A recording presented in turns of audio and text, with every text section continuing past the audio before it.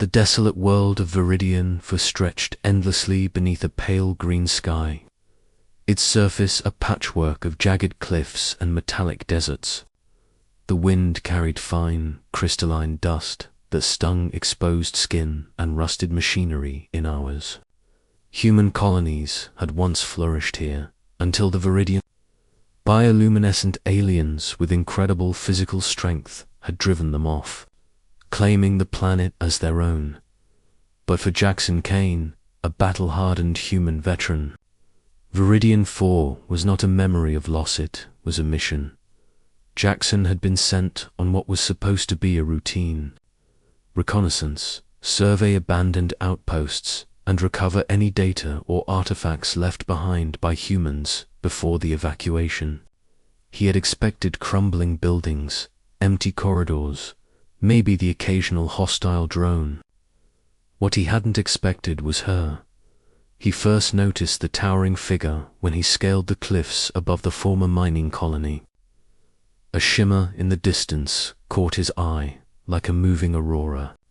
As he descended, the shape resolved into a living being, Viridian female, easily 3 meters tall, her skin a translucent green that pulsed softly with life. She carried herself with the grace of someone unaccustomed to fear. Yet there was a curious tension in her posture, as if she had been waiting. Human, she spoke. Her voice was melodic, vibrating deep in the chest. You are alone. Jackson raised his rifle instinctively, but something in her eyes' luminous pools of shifting colors made him hesitate. He lowered the weapon slightly. I'm alone, he said cautiously. But I'm not here to fight. She stepped closer, each movement deliberate, her shadow dwarfing the cliffs beneath them. Then perhaps you are here for something else, she said, her gaze piercing. Something more vital. Jackson's heart thumped. He had seen Viridians in combat before. He knew their strength, their regenerative abilities, and their brutal reproductive cycle. Vital, he echoed, keeping his voice steady. I'm here to survey. That's it. She tilted her head, studying him as one might study a rare specimen. Then, without warning, she knelt, lowering herself to his level. Jackson's eyes widened, not from fear, but from sheer incredulity. Plant your seed in me, she said. Her voice, a whisper, carried on the alien wind. The words hung in the air, heavy and shocking. Jackson blinked, taken aback. He had faced impossible odds, survived wars, and stared death in the face countless times. Yet nothing in his military training had prepared him for this moment.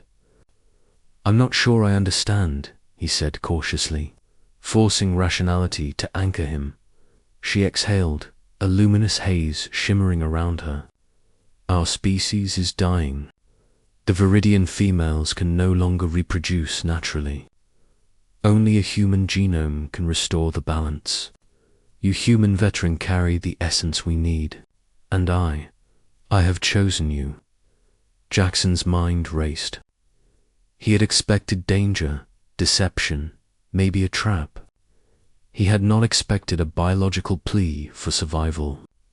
Yet, as he looked into her vast, intelligent eyes, he realized the sincerity of her request.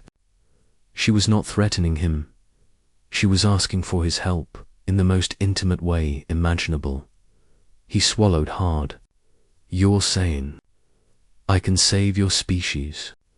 Yes, she said, her voice softening.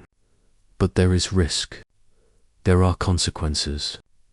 Only a willing partner may survive this process intact.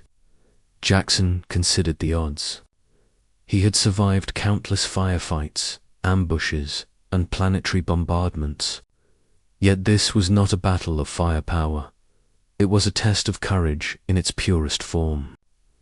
If he refused, an entire species might perish.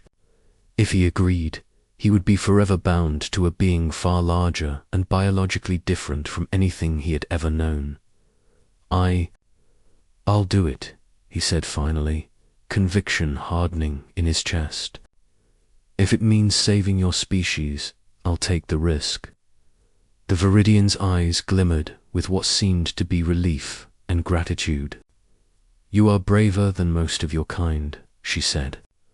We will begin the ritual at the heart of the crystal caverns. Follow me. Jackson followed, his senses alert. The journey was treacherous. Jagged cliffs gave way to vast metallic plateaus, and the air grew thin as they approached the caverns.